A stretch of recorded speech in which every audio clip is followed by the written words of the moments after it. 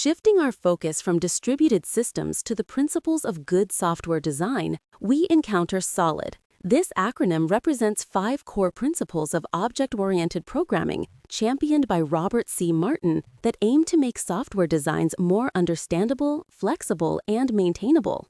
S stands for the single responsibility principle, stating that a class should have only one reason to change, encapsulating a single piece of functionality. O is the open/closed principle, which advocates that software entities should be open for extension, but closed for modification, meaning new functionality can be added without altering existing, tested code. L is the Liskov substitution principle, asserting that objects of a superclass should be replaceable with objects of its subclasses without breaking the application, ensuring polymorphism works as expected.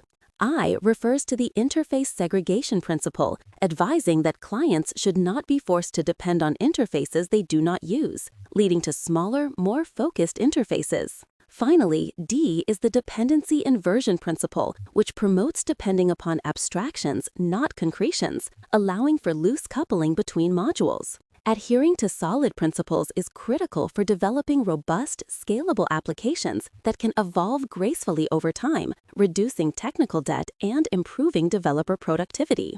They guide developers in structuring their code effectively, making it easier to test, debug, and extend. Our final acronym, KISS, stands for Keep It Simple, Stupid. This principle, often attributed to the U.S. Navy in 1960, is not meant to be derogatory, but rather a directive to prioritize simplicity in design. The core idea is that most systems work best if they are kept simple rather than made complex. Therefore, simplicity should be a key goal, and unnecessary complexity should be avoided.